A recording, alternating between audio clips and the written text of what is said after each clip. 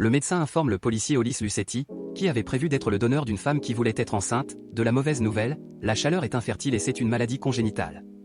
Au même moment, un certain Gavin se rend sur le toit d'une tour d'habitation et s'avance sur le bord. La hauteur lui fait peur, mais il se prépare à sauter. Hollis regarde des photos de famille et se rend compte que son fils et sa fille ne sont pas les siens. Soudain, le chef entre et l'informe qu'ils ont un autre sauteur aujourd'hui, et qu'ils doivent se dépêcher. La police et les sauveteurs arrivent rapidement, et Hollis, qui avait grimpé dans le grenier, commence à parler à Gavin pour le dissuader de ses actions imprudentes. Le policier a l'intention de découvrir ce qui a conduit l'homme sur le toit. Soudain, Gavin lui demande s'il est marié. Hollis répond qu'il est marié depuis 15 ans et qu'il a été fidèle à sa femme pendant tout ce temps. Soudain, la fille familière du travail a commencé à supplier Gavin d'arrêter, et il a réalisé que sauter était plus difficile qu'il n'y paraissait, mais qu'il devait quand même le faire. Hollis a deviné que Gavin n'était pas venu sur le toit de son plein gré. Il s'est avéré qu'il devait attendre midi pour sauter, sinon une autre personne paierait pour sa lâcheté. Gavin se souvient de la façon dont il a croisé le chemin de ses voisins qui ont récemment emménagé dans cette maison. Il est allé travailler en bus, tout comme sa voisine, Shanna Harris. Ils ont échangé des sourires et sont descendus à l'arrêt. Gavin travaille comme assistant manager dans un hôtel. Sa collègue Harper, qui étudie l'histoire à l'université, flirte avec lui. Il s'avère que Shanna Harris, à la recherche d'un emploi, est dans la même faculté que Harper. Après un entretien, Gavin l'engage pour un stage. Plus tard dans la journée du samedi, il discute avec son voisin, Chris, lui racontant cette étrange coïncidence. Soudain, Shanna et son mari, Joe, leur rendent visite et les invitent à dîner le mercredi. Gavin informe Shanna sur les nuances du travail. Mercredi, Gavin et Chris viennent comme promis. Lorsque Joe demande à sa femme de verser du vin, Gavin propose de l'aider. Ils entament une conversation. Joe leur dit qu'ils ne boivent pas, mais que les invités peuvent se sentir libres. Gavin remarque que Shanna écoute son mari en tout, qui s'avère être un ingénieur en technologie. À la table du dîner, Joe lit une prière demandant à Dieu de délivrer les invités de toutes les choses viles. Comprenant que l'homme fait allusion aux préférences non traditionnelles de Chris, Gavin fait un commentaire sarcastique et part. Chris fait de même. En partant, Shanna s'est discrètement excusée. À la maison, Gavin s'est indigné très bruyamment de cette affaire et, le matin, il a trouvé une lettre sur le pas de sa porte. Comme promis, Shanna avait imprimé la dissertation qu'elle avait écrite pour un devoir à l'université.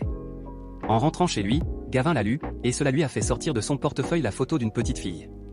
Au travail, il a parlé à Shanna, la remerciant pour le dîner d'hier soir. Elle s'est encore excusée pour le comportement de son mari religieux. Lorsque Gavin l'a invitée à déjeuner ensemble, elle a accepté après quelques hésitations. La jeune fille lui a parlé de son père cruel. Malgré le fait que la religion interdise la consommation d'alcool, elle n'a pas refusé la bière, ouvrant la bouteille avec ses dents. En marchant le long de la rivière, les collègues continuent à discuter agréablement. Dans le présent, Gavin dit à Hollis qu'il voulait à ce moment la libérer Shanna de son mari tyrannique. Le policier reçoit un appel de sa femme, mais il raccroche les larmes aux yeux, se rappelant comment les enfants l'ont accueilli le matin. Seul avec sa femme, il a exigé de savoir à qui étaient ses enfants. Hollis a demandé à Gavin de poursuivre son histoire. Un jour, Joe l'a vu dans la rue et a commencé à le persuader que si Chris ne revenait pas à la raison, il irait sûrement en enfer. Gavin ne voulait pas écouter, car il ne croit pas en Dieu. Puis Joe l'a invité chez lui le mercredi soir pour une discussion. Dans le bus, Gavin et Shanna ont voyagé ensemble. Gavin a avoué qu'il était marié, mais que son mariage n'avait rien à voir avec celui de Shanna et Joe. Sa femme l'a quitté il y a 2 ans. Gavin a laissé entendre explicitement à Shanna qu'il voulait mieux la connaître, ce à quoi elle lui a rappelé qu'elle était mariée. Depuis, Shanna ne cesse de penser aux voisins effrontés et n'est pas du tout contre son attention. Comme convenu, Gavin est venu voir Joe, qui ne cessait de parler de Dieu. Il croyait que Gavin devait laisser Jésus entrer dans son cœur, mais Gavin pensait que c'était une absurdité ridicule et non prouvée. En étudiant, Shanna les a écoutés. Lorsque Joe a commencé à prier pour l'âme de Gavin, celui-ci n'en pouvait plus et a dit ce qu'il pensait. Shanna est intervenue, disant aux voisins qu'ils devaient partir.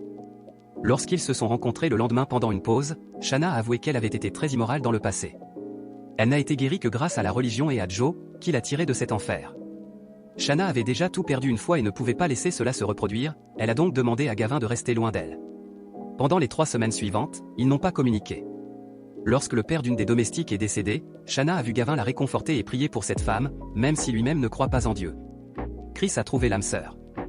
Gavin ne voulait pas les déranger et s'est assis dans le grenier. Soudain, Shanna l'a rejoint, demandant une cigarette. Allongé sur le tapis, il regarde les étoiles et parle de l'univers. Selon Gavin, la vie ne fait qu'un, alors il faut en tirer tout ce qu'on peut. Gavin a embrassé Shanna, et elle est partie, craignant de ne pas pouvoir s'arrêter à temps. En voyant sa femme dehors à cette heure tardive, Joe s'est douté de quelque chose. Le soir, avant d'aller se coucher, il a lu une prière, demandant à Dieu la force de combattre la tentation. puis il a dit à sa femme qu'elle devait quitter ses études. Le lendemain, Shanna est entrée dans le bureau de Gavin et l'a embrassé elle-même. Pendant que Joe rendait visite à des enfants en phase terminale à l'hôpital, Gavin a donné rendez-vous à Shanna à l'hôtel à 20h. Alors qu'elle était à la maison en train de soigner son apparence pour le rendez-vous, Jo a lu la correspondance sur son téléphone. Après avoir menti à son mari au sujet du remplacement d'un collègue, Shanna est partie. À l'hôtel, les amoureux ont bu du vin, ignorant que Jo avait suivi l'épouse infidèle. La passion est née entre Shanna et Gavin. À la fin, Jo a regardé Shanna dire au revoir à son amant. À la maison, il a demandé à Dieu de lui donner une solution. L'après-midi, pendant la pause, Shanna partage ses craintes avec Gavin. Elle pense que le mari sait tout. Gavin demande à sa bien-aimée de quitter le conjoint, mais elle se sent coupable devant lui. Malgré cela, elle accepte de rencontrer Gavin ce soir pendant que Joe est à l'église. Dans le présent, le téléphone d'Holly sonne à nouveau. Sur l'insistance de Gavin, il répond. Angela pleure et dit qu'elle l'aime et qu'elle ne sort avec un autre homme que pour avoir des enfants car elle veut vraiment une famille complète. Avec un regard sur l'heure, Gavin continue son histoire. Après avoir attendu le départ de son mari, Shanna se précipite immédiatement vers Gavin, sans se douter que Joe l'observe. Il a écouté à travers la porte ce qu'il faisait sur la table, et a pleuré à cause de la trahison d'un être cher. Alors qu'il était allongé dans le lit, Shanna a remarqué la photo d'une fille. Gavin a admis que c'était sa fille, qui était décédée 2 ans plus tôt. Un jour, alors qu'il la conduisait à l'école, un camion les a percutés. Il y avait une seconde pour décider et Gavin a involontairement tourné le volant dans le mauvais sens. L'impact s'est produit du côté de sa fille. Nerveux, Gavin s'est servi un whisky, disant que sa femme ne lui en voulait pas directement, mais qu'il pouvait le voir dans ses yeux. Finalement, leur mariage s'est effondré. Chris et son petit ami sont entrés dans la pièce pour se servir un whisky. Ils ont dit que l'église qu'ils fréquentent a traité leur relation avec un manque de compréhension. Serrant Gavin dans ses bras, Shanna a dit qu'elle était plus heureuse avec lui qu'avec n'importe qui d'autre. Dans le présent, Hollis a admis qu'il avait lui aussi été confronté à la tragédie de l'infidélité. Aujourd'hui, il a appris que ses enfants sont en fait issus d'un autre homme. Comme les enfants lui ressemblent beaucoup, Hollis soupçonne que leur père est son petit frère. L'officier a été distrait par son chef, qui a découvert quelque chose sur Joe.